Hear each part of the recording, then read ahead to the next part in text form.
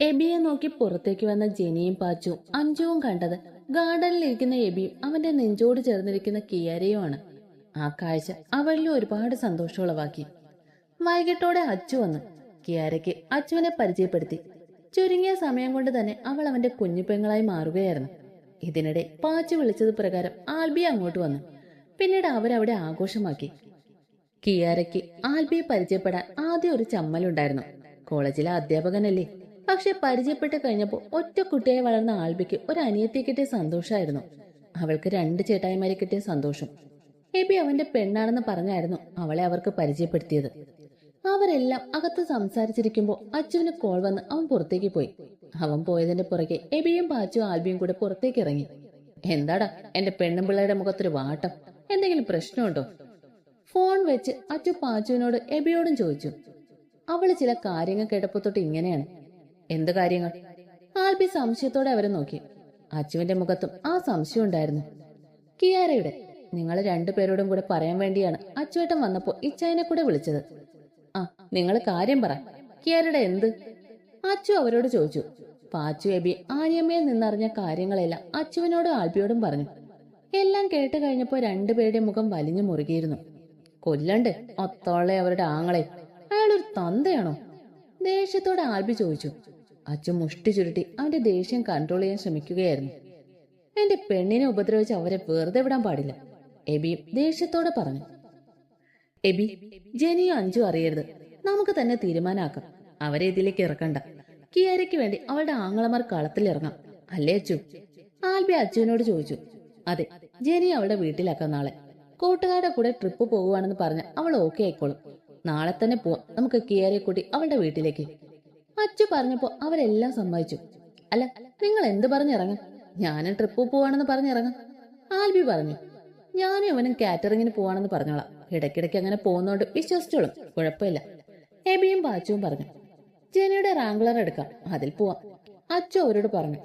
നാളെ കിയാരുടെ വീട്ടിലേക്ക് പോവാന്ന തീരുമാനത്തിൽ അവരെല്ലാം അകത്തേക്ക് കയറി. ഇറങ്ങട്ടെ ആനിയമ്മേ? അച്ചു ആൽബി ആനിയമ്മയോട് യാത്ര പറഞ്ഞു. വരണം ഇനിയും, ആനിയമ്മ അവരോട് പറഞ്ഞു. മറുപടി എന്നപ്പോൾ അവര് ചിരിച്ചു. പോയിട്ട് വരാം, ബൈ കിയാര. ജെനിയ അച്ചുവിന്റെ കൂടെ ഇറങ്ങി. ബൈ ചേച്ചി, കിയാര പുഞ്ചിരിയോടെ അവളോട് പറഞ്ഞു. മോള് പേടിക്കരുത്, എല്ലാ എബിയോട് പറഞ്ഞിട്ടുണ്ട്. നമുക്ക് നാളെ പോവാം ചേട്ടായിമാരുടെ കൂടെ. പിന്നെ നിന്റെ ചെക്കനും ഉണ്ടല്ലോ, നാളെ കാണാം. ജെനിയോ അഞ്ജു കേൾക്കാതെ കിയാരയോട് പറഞ്ഞ് അച്ചു ആൽബി അവിടെ നിന്നിറങ്ങി. വിളിക്കാൻ ഞാൻ. ഇറങ്ങാൻ നേരെ എബി കിയാരയോട് പറഞ്ഞു. അവള് സമ്മതം എന്ന പോലെ തലയാട്ടി. അനിയമ്മ ബൈ, പിന്നെ വരാം. അഞ്ജു എബിയും പാച്ചുവും യാത്ര പറഞ്ഞിറങ്ങി. അവര് പോകുന്നത് നോക്കി ആനിയമ്മയും കിയാരയും നിന്നു. പിന്നെ പുഞ്ചിരിയോടെ അകത്തേക്ക് കയറി. നാളെ മുതൽ ജീവിതത്തിലെ കറുത്ത അധ്യായം അടയുമെന്ന സന്തോഷത്തോടെ കിയാര അവളുടെ എബിച്ചായനെ ആലോചിച്ച് മുറിയിലേക്ക് പോയി. ജെനി, ഞാനിന്ന് പുറത്തു പോവാണ്, വൈകും. നീ ഇവിടെ നിൽക്കുന്നോ അതോ വീട്ടിലേക്ക് പോകുന്നു? രാവിലെ ഫ്രഷ് ആകാൻ കയറുന്നതിന് മുമ്പ് അച്ചു ജെനിയോട് ചോദിച്ചു. എങ്ങോട്ടാ ഇത്ര രാവിലെ തന്നെ? ജെനി അവനെ സംശയത്തോടെ നോക്കി. എങ്ങോട്ടും ഇല്ല പെണ്ണേ, ആൽബിയും ഞാനും പിന്നെ ഞങ്ങളുടെ ഒരു കൂട്ടുകാരനും ഒരിടം വരെ പോവാണ്, അതാണ്, വൈകും. ആ, അങ്ങനെ നടക്കട്ടെ. പാച്ചുവിനെ എബിക്കും കാറ്ററിംഗ് ഉണ്ടെന്ന് പറഞ്ഞു. വീട്ടിലേക്ക് പോയാലും അവരില്ലാതെ രസം ഉണ്ടാവില്ല. അതും ഇല്ലേ അവിടെ, അവന്റെ കൂടെ ഇരിക്കാലോ. അഞ്ജുവിനെ വിളിച്ചോ, അവളുടെ കുഴപ്പമില്ലല്ലോ, അച്ചു അവളോട് പറഞ്ഞു. എന്നാ ഞാൻ അമ്മയോടും അച്ഛനോടും പറഞ്ഞിട്ട് വരാം. അവരോടൊക്കെ ഞാൻ പറഞ്ഞിട്ടുണ്ട് പെണ്ണെ, നീ റെഡിയാവാൻ നോക്കിക്കോ. ആ, അതും പറഞ്ഞ് അച്ഛൻ ഫ്രഷ് ആവാൻ കയറി. അവളോട് കള്ളം പറഞ്ഞു പോകുന്നതിന്റെ ഒരു വിഷമം അവനുണ്ടായിരുന്നെങ്കിലും എല്ലാം കഴിഞ്ഞിട്ട് അവളോട് പറയാന്നവ ആശ്വസിച്ചു. നിന്റെ വണ്ടി വേണം എനിക്ക്. ജെനിയുടെ വീട്ടിലെത്താനായപ്പോ അവൻ പറഞ്ഞു. ജെനി അവനെ നെറ്റി ചുളിച്ചു നോക്കി. പോകുന്നതൊക്കെ കൊള്ളാം, എന്റെ വണ്ടിക്ക് വല്ലതും പറ്റിയ ഭർത്താവാണെന്നൊന്നും ഞാൻ നോക്കില്ല, പറഞ്ഞേക്കാം. അവനെ നോക്കി അവൾ കണ്ണുരുട്ടിയപ്പോ അവൻ നാക്കുനീട്ടി കാണിച്ചു. ജെനിയെ വീട്ടിലാക്കി റാങ്കുലറും എടുത്ത് അവൻ പോയി. അച്ഛൻ നേരെ പോയത് ബത്ലഹേമിലേക്കാണ്. അവിടെ അവനെ കാത്ത് പാച്ചു എബിയും ആൽബിയും ഉണ്ടായിരുന്നു. കിയാര എവിടെ? വണ്ടിയിൽ നിന്നിറങ്ങിയ അച്ചു അവരോട് ചോദിച്ചു. അവൾക്ക് നല്ല പേടിയുണ്ട്, ആനിയമ്മയുടെ അടുത്താണ്, എബി അവനോട് പറഞ്ഞു. നമ്മളൊക്കെ ഇല്ലേടാ അവൾക്ക്, പേടിക്കണ്ട എന്ന് പറയും. വിളിക്കവളെ, നമുക്ക് ഇറങ്ങണ്ടേ? ആൽബി എബിയോട് പറഞ്ഞപ്പോ എബി സമ്മതിച്ചു. അവളെ വിളിക്കാൻ വേണ്ടി തിരിഞ്ഞതും ആനിയമ്മയുടെ കൈയും പിടിച്ച് അവൾ പുറത്തേക്ക് വന്നു. ഉള്ളിൽ നല്ല പോലെ പേടിയും ടെൻഷനും ഉണ്ടെന്ന് അവളുടെ മുഖം വിളിച്ചോന്നുണ്ടായിരുന്നു. അവളെ കണ്ടതും അച്ചു ആൽബി അവൾക്ക് നേരെ കൈനീട്ടി. ആനിയമ്മയും എബിയെ ഒന്ന് നോക്കി അവൾ അവളുടെ 2 ചേട്ടായിമാരുടെയും കൈക്കുള്ളിലേക്ക് ഒതുങ്ങിക്കൂടി. ഞങ്ങൾ പോയിട്ട് വരാം ആനിയമ്മേ, എബി ആനിയമ്മയോട് പറഞ്ഞു. സൂക്ഷിച്ചു പോയി വാ, എല്ലാം ശരിയാവും. അവർ 5 പേരോടും ആനിയമ്മ പറഞ്ഞു. ആനിയമ്മയോട് യാത്ര പറഞ്ഞ് അവർ പ്ലാക്കൽ തറവാട്ടിലേക്ക് യാത്ര തിരിച്ചു. വീട്ടിലേക്കുള്ള വഴി വണ്ടി തിരിഞ്ഞപ്പോൾ കിയാര എബിയുടെ കയ്യിൽ മുറുകെ പിടിച്ചു. അവളുടെ പേടി മനസ്സിലായപ്പോൾ അവൻ അവളെ ചേർത്ത് പിടിച്ചു. ഒരു കുറ്റം ഗേറ്റിന്റെ മുന്നിൽ അവരുടെ വണ്ടി നിന്നു. എന്തോ നടി ഇത്, ജയിലാണോ? ഗേറ്റിലേക്കും കിയാരയും മാറി മാറി നോക്കിക്കൊണ്ട് അച്ചു ചോദിച്ചു. ജയില് തന്നെ, സംശയം എന്താ? അപ്പൊ തന്നെ കിയാര മറുപടി പറഞ്ഞു. ഗേറ്റ് ലോക്ക് ചെയ്യാതിരുന്നതുകൊണ്ട് പാച്ചു വണ്ടിയിൽ നിന്നിറങ്ങി ഗേറ്റ് തുറന്നു. ഒരു ഇരമ്പലോടെ അവരുടെ വണ്ടി അകത്തേക്ക് കയറി. വണ്ടിയുടെ ശബ്ദം കേട്ടപ്പോൾ അകത്തു നിന്നും ആളുകൾ പുറത്തേക്ക് വന്നു. അപ്പ പുറത്തേക്ക് വന്ന ആളെ കണ്ട് കിയാര പറഞ്ഞു. ഹെബി, ആൽബി, പാച്ചു, അച്ചു അവളെ നോക്കി. അതാണ് അപ്പ, മാത്യു. കൂടെ മമ്മിയാണ്. മമ്മിയുടെ കൂടെ നിൽക്കുന്ന അയാളാണ്. കിയാര അവരോട് പറഞ്ഞപ്പോ അവര് 4 പേരും ഒരുപോലെ അവരെ നോക്കി. വണ്ടി നിർത്തി അച്ചു, ആൽബിയും പാച്ചുവും പുറത്തിറങ്ങി. എബി പുറത്തിറങ്ങാൻ നിന്നത് കിയാര അവനെ പേടിയോടെ നോക്കി. അവളെ സമാധാനിപ്പിച്ച് വണ്ടിയിൽ തന്നെ ഇരുത്തിക്കൊണ്ട് എബിയും ഇറങ്ങി. കിയാരയുടെ വീടല്ലേ ഇത്? അവരെ സംശയത്തോടെ നോക്കുന്ന മാത്യുവിനോട് ആൽബി ചോദിച്ചു. അവളുടെ പേര് കേട്ടപ്പോ അവരുടെ മുഖം ചുവക്കുന്നത് അവർ നോക്കിക്കണ്ടു. അല്ല, ഇതെന്റെ വീടാണ്. മാത്യു അവരെ നോക്കി പുച്ഛത്തോടെ പറഞ്ഞു. കിയാര നിങ്ങളുടെ മകളല്ലേ? അച്ചു ചോദിച്ചു. അല്ല, എനിക്കൊരു മകൻ മാത്രമേ ഉള്ളൂ.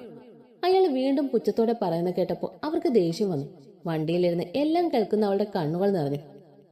ഏതാടാ നീയൊക്കെ? അവള് വരാൻ പറഞ്ഞിട്ട് വന്നതാണോ? എലിസബത്തിന്റെ ആങ്ങള അവരോട് ചോദിച്ചതും അച്ചു അവന്റെ നെഞ്ചിനിട്ട് ആഞ്ഞു ചവിട്ടി. അയാൾ പുറകിലേക്ക് മലർന്നടിച്ചു വീണു. ഏയ്, ആരാ നിങ്ങളൊക്കെ? വീട്ടിൽ കയറി വന്ന് തോന്നാസം കാണിക്കുന്നു. എലിസബത്ത് അവരുടെ നേർക്ക് ചീറി. മിണ്ടരുത്. അച്ചുവിന്റെ ശബ്ദം ഉയർന്നപ്പോ അവർ പേടിച്ചു. കിച്ചു. വണ്ടിയിലേക്ക് നോക്കി എബി വിളിച്ചപ്പോ കിയാര ഇറങ്ങി വന്നു. അവളെ കണ്ടതും അവരുടെ മുഖം വലിഞ്ഞു മുറുകി. ഓ, തല്ല ആളെ കൊണ്ട് വന്നതാണോ, അതോ കൂടെ കിടത്താനോ? പുച്ഛത്തോടെ എലിസബത്ത് ചോദിച്ചതും ആൽബിയുടെ കൈ അവരുടെ കവളിൽ പതിഞ്ഞു. ഡാ! മാത്യു അവന്റെ നേരത്തെ കൈ ഉയർത്തിയപ്പോ അച്ചു അയാളുടെ കൈ പിടുത്തിട്ടു. അടങ്ങന്റെ കാർന്നോരെ, ഞങ്ങൾക്ക് പറയാനുള്ളതും ചെയ്യാനുള്ളതും എല്ലാം കഴിഞ്ഞിട്ട് അവസരം തരാം. അതുവരെ ശബ്ദിക്കരുത്. ശബ്ദിച്ചാൽ. അച്ചു അയാളുടെ നേർക്ക് വിരൽ ചൂണ്ടി. നിലത്തുനിന്ന് എണീറ്റ എലിസബത്തിന്റെ ആങ്ങളെ എബി വീണ്ടും ചവിട്ടി വീഴ്ത്തി. വീണ് കിടക്കുന്ന അയാളുടെ വയറിലേക്ക് പാച്ചു ആഞ്ഞൊരു തൊഴിച്ചപ്പോ കിടന്ന കിടപ്പിൽ തന്നെ അയാൾ പിന്നിലേക്ക് നീങ്ങി. എന്റെ പെണ്ണിനെ തന്നെ നിനക്ക് വേണം അല്ലേടാ? ദേഷ്യത്തോടെ എബി അയാളുടെ കോളറി പിടിച്ച് എണീപ്പിച്ച് മുഷ്ടി ചൂട്ടി അയാളുടെ മൂക്കിലേക്ക് ഇടിച്ചു. അലറലോടെ അയാൾ അയാളുടെ മൂക്കി പിടിച്ചു. അവരെ പിടിച്ചു മാറ്റാൻ ശ്രമിച്ച എലിസബത്തിനെ അച്ചു തള്ളി മാറ്റി. അവരുടെ കാരണം നോക്കി ഒരെണ്ണം കൊടുത്തു. ചുണ്ടു പൊട്ടി കവളി കൈവച്ച് കലിയോടെ അച്ചുവിനെ നോക്കി അവരുടെ മുഖത്തിനിട്ട് പാച്ചുവും കൊടുത്തു ഒരെണ്ണം. ഇനി ഇവനെ എനിക്ക് വേണം എബി. എന്റെ പെങ്ങളെ ഉപദ്രവിക്കാൻ നോക്കിയ ഇവനെ എനിക്ക് വേണം. അയാളെ തല്ലുന്ന എബിയെ പിടിച്ചു മാറ്റി അച്ചു അയാളുടെ അടുത്തേക്ക് പാഞ്ഞു. കഴുത്തി കുത്തിപ്പിടിച്ച് അച്ചു അയാളെ ചുമലിലേക്ക് ചേർത്ത് നിർത്തി കാൽമുട്ട് മടക്കി വയറിലേക്ക് തൊഴിച്ചു. കൂനിപ്പായി അയാളെ പിടിച്ച് നേരെ നിർത്തി മർമ്മം നോക്കി തൊഴിച്ചപ്പോ വേദനയോടെ കരഞ്ഞു. അച്ചുവിന്റെ കയ്യിൽ നിന്ന് ആൽബി അയാളുടെ കോളറി പിടുത്തിട്ട് ചുമലിലേക്ക് തള്ളി. നെറ്റി പൊട്ടി ചോര ഒലിച്ച് അയാൾ നിലത്തേക്ക് വീണു. കൈ കുടഞ്ഞുകൊണ്ട് ആൽബി അച്ചു എലിസബത്തിന്റെ നേരെ പാഞ്ഞെടുത്തപ്പോൾ അവർ സ്വയരക്ഷയ്ക്ക് വേണ്ടി മാത്യുവിന്റെ പുറകെ പോയി നിന്നു. നിങ്ങൾക്ക് എന്താണ് വേണ്ടത്? ആരാണ് നിങ്ങളൊക്കെ? മാത്യു അവരോട് ചോദിച്ചു. അറിയണോ തനിക്ക്? ദേ, ഈ നിൽക്കുന്ന കിയാരയുടെ ചേട്ടന്മാരാണ് ഞങ്ങൾ. ഇവനവളുടെ ചെക്കന്. ഇപ്പൊ വന്നത് എന്തിനാണെന്നോ? താനൊക്കെ ഒരു അപ്പനാണോടോ? സ്വന്തം മകളെ വിശ്വസിക്കാതെ ഈ വിഷവിത്തിന് വിശ്വസിച്ച് ജീവിക്കുന്നു. അച്ചു അയാളെ ദേഷ്യത്തോടെ നോക്കി. ഞാൻ എന്ത് ചെയ്തെന്നാ? മിണ്ടാതിരുന്ന എലിസബത്ത് മുന്നിലേക്ക് നിന്നു. നിനക്കറിയില്ലേ, എന്റെ പെങ്ങളെ ഈ കാമഭ്രാന്തന്റെ മുന്നിലിട്ട് കൊടുത്തില്ലേ നീ? അവരുടെ കഴുത്തിൽ കുത്തിപ്പിടിച്ചുകൊണ്ട് ആൽബി ചോദിച്ചു. മാത്യു പകച്ചുകൊണ്ട് അവരെ മാറി മാറി നോക്കി. ഇല്ല, ഇവള് വിളിച്ചു കയറ്റിയതാണ്. അവന്റെ കൈ വിടുവിച്ചുകൊണ്ട് അവർ പറഞ്ഞു. ഭാ! അച്ചു അവരുടെ മുഖത്തേക്ക് ശക്തിയായി തല്ലി. തല്ലിന്റെ ശക്തിയിൽ അവര് പുറകിലേക്ക് വേച്ചു പോയി. എല്ലാം അറിഞ്ഞിട്ട് തന്നെയാടി രണ്ടാനം ഞങ്ങൾ ഇങ്ങോട്ട് വന്നത്. താനൊക്കെ നല്ല അപ്പന്മാർക്ക് വരെ പേരുദോഷം ഉണ്ടാക്കും. ഈ വിഷവിത്തിന്റെ വാക്കേട്ട് താൻ തന്റെ മോളെ പിഴച്ചവളെന്ന് മുദ്രകുത്തിയില്ലേ? അറിയണോ തനിക്ക് ആരാണ് പിഴച്ചവളെന്ന്? എലിസബത്തിന്റെ കാരണത്തേക്ക് ഒരെണ്ണം കൂടി കൊടുത്ത് അച്ചു മാത്യുവിനെ നോക്കി. താൻ കേട്ടോ, താന്റെ ഭാര്യ ഉണ്ടല്ലോ, അവരാണ് ഇവളുടെ മുറിയിലേക്ക് അവരുടെ ആങ്ങളെ കയറ്റിയത്. അല്ലാതെ ഇവള് വിളിച്ചു കയറ്റിയതല്ല. സ്വന്തം മകളെ പോലെ നോക്കട്ടെ കുട്ടിയെ കൂട്ടിക്കൊടുത്തിരിക്കുന്നു. അച്ചു എലിസബത്തിന്റെ മുഖത്തേക്ക് കാർക്കിച്ചു തുപ്പി. കേട്ടത് വിശ്വസിക്കാൻ കഴിയാതെ മാത്യു അവരെ നോക്കി. അയാളുടെ കണ്ണുകൾ കിയാരയിൽ തങ്ങി നിന്നു. അവളുടെ നിറഞ്ഞ കണ്ണുകൾ എല്ലാം സത്യമാണെന്ന് അയാൾക്ക് ബോധ്യപ്പെടുത്തി. ഇച്ചായ! കരഞ്ഞുകൊണ്ട് കിയാര വിളിച്ചപ്പോ എബി ഞെട്ടലോടെ തിരിഞ്ഞു നോക്കി. പാച്ചു, അച്ചു, ആൽബി എല്ലാവരും തിരിഞ്ഞു. കിയാരയുടെ കഴുത്തിൽ കത്തിവെച്ച് നിൽക്കുന്ന അയാളെ കണ്ടപ്പോ അവരെല്ലാം തറഞ്ഞു നിന്നു. അതേടാ, ഞാൻ ആഗ്രഹിച്ചതാണ് ഇവളെ, ഒന്നല്ല പലവട്ടം. അതിനുവേണ്ടി തന്നെയാണ് ഇവളുടെ മുറിയിലേക്ക് കയറിയത്. പക്ഷെ ഇവള് രക്ഷപ്പെട്ടു. പക്ഷെ ഇന്ന് നിങ്ങളുടെ മുന്നിൽ വെച്ച് തന്നെ ഞാൻ ഇവളെ നേടിയെടുക്കും. കാഴ്ചക്കാരായി നിൽക്കാം നിങ്ങൾക്ക്. അവരെ നോക്കി പുച്ഛത്തോടെ അയാൾ പറഞ്ഞു. അവളുടെ മുഖത്തേക്ക് അയാളുടെ മുഖം അടുപ്പിച്ച് അവളുടെ ഗന്ധം ആസ്വദിച്ചു. ഇച്ചായ. കരഞ്ഞുകൊണ്ട് കിയറ അറപ്പോടെ മുഖം തിരിച്ചു. ജോസെ വേണ്ട. മാത്യു ഇയാളെ തടഞ്ഞു. അയാൾ മാത്യുവിനെ നോക്കി പുച്ഛിച്ചുകൊണ്ട് വീണ്ടും അവളിലേക്ക് മുഖം അടുപ്പിച്ചപ്പോ പുറകെ നിന്നും ചവിട്ടേറ്റ് അയാൾ മുന്നിലേക്ക് വീണു. അയാളുടെ കയ്യിൽ നിന്നും വേച്ചുപോയ കിയറെ മാത്യു പിടിച്ചു. മോളെ. അവളെ പിടിച്ചുകൊണ്ട് മാത്യു വിളിച്ചപ്പോൾ അവൾ അയാളിൽ നിന്ന് കുതറി മാറി. എബിച്ചായ. എബിയുടെ നെഞ്ചിലേക്ക് ഓടി. എബി അവളെ അവന്റെ നെഞ്ചിലേക്ക് പൊതിഞ്ഞു പിടിച്ചു. ചവിട്ടേറ്റ് വീണ അയാളുടെ നെടുമ്പുറം നോക്കി പാച്ചു ചവിട്ടിയപ്പോ അയാളുടെ കയ്യിലെ കത്തിയുടെ പിടുത്തം വിട്ടു. എണീക്കാൻ ഒരുങ്ങിയ അയാളെ അച്ചു വീണ്ടും ചവിട്ടി വീഴ്ത്തിക്കൊണ്ട് അയാളുടെ നെഞ്ചി കയറിയെന്ന് മുഖം മുഴുവൻ പഞ്ച് ചെയ്തു. കഴുത്തിന് കുത്തിപ്പിടിച്ച് അച്ചു അയാളുടെ ശ്വാസം മുട്ടിക്കുമ്പോൾ പാച്ചു എബി അയാളുടെ വയറിൽ മർമ്മസ്ഥാനത്ത് മാറി മാറി തല്ലിക്കൊണ്ടിരുന്നു. എബിയുടെ നെഞ്ചിക്കിടന്ന ഒരു നിർവൃത്തിയോടെ കിയർ അത് നോക്കി നിന്നു. അടികൊണ്ട് അവശനായ അയാളെ അച്ചുവും പാച്ചുവും ആൽബിയും തൂക്കിയെടുത്ത് പുറത്തേക്ക് എറിഞ്ഞു. അലറിക്കൊണ്ട് അയാൾ മണ്ണിൽ കിടന്ന് ഞെരങ്ങി. എബി കിയാരെ കൊണ്ട് എലിസബത്തിന്റെയും മാത്യുവിന്റെയും മുന്നിൽ ചെന്ന് നിന്നു. നിനക്ക് പറയാനുള്ളതൊക്കെ പറയിച്ചു, കിയാരോട് എബി പറഞ്ഞു. കിയാര അവന്റെ നെഞ്ചിൽ നിന്ന് മാറി അവരെ രണ്ടുപേരെയും നോക്കി. നിങ്ങളെ ഞാൻ മമ്മി എന്ന് വിളിച്ചത് രണ്ടാനമ്മയെ കണ്ടിട്ടല്ല. മമ്മിയെ പോലെ തന്നെയായിരുന്നു നിങ്ങളും എനിക്ക്. പക്ഷെ തോൽപ്പിച്ചു കളഞ്ഞു നിങ്ങളെന്നെ. സ്നേഹം കൊണ്ട് ചതിച്ചു കളഞ്ഞു. മകളെപ്പോലെ സ്നേഹിക്കാൻ കഴിഞ്ഞില്ലെങ്കിലും നിങ്ങളുടെ ആങ്ങളുടെ മുന്നിലേക്ക് എന്നെ ഇട്ടുകൊടുക്കേണ്ടിയിരുന്നില്ല. നിങ്ങളെ സ്നേഹിച്ചു എന്നൊരു തെറ്റ് ഞാൻ ചെയ്തിട്ടുള്ളൂ. അത് ഞാൻ തിരുത്തി. വെറുപ്പാണ് നിങ്ങളോട്. അതിലേറെ സങ്കടമുണ്ട് എനിക്ക്. ഇന്ന് ഞാൻ സന്തോഷവതിയാണ്. സ്വന്തമല്ലെങ്കിൽ പോലും സ്വന്തമായി കരുതുന്ന 3 ചേട്ടായിമാരുണ്ട് എനിക്ക്. എന്നെ സ്നേഹം കൊണ്ടും വാത്സല്യം കൊണ്ടും മൂടുന്ന എന്റെ ഇച്ഛായനുണ്ട്. അത് മതി എനിക്ക് ഈ ജന്മം സന്തോഷിക്കാൻ. നിങ്ങളെ തല്ലാൻ എനിക്ക് അറിയാൻ മേലഞ്ഞിട്ടല്ല. തല്ലാത്തത് എന്താണെന്നറിയോ? നിങ്ങളെ എപ്പോഴൊക്കെ ഞാൻ എന്റെ മമ്മിയെ കണ്ടിരുന്നു. വാശിയോടെ അവരുടെ മുന്നിൽ നിന്ന് കണ്ണുകൾ തുടച്ച് അവൾ മാത്യുവിന് നേരെ തിരിഞ്ഞു.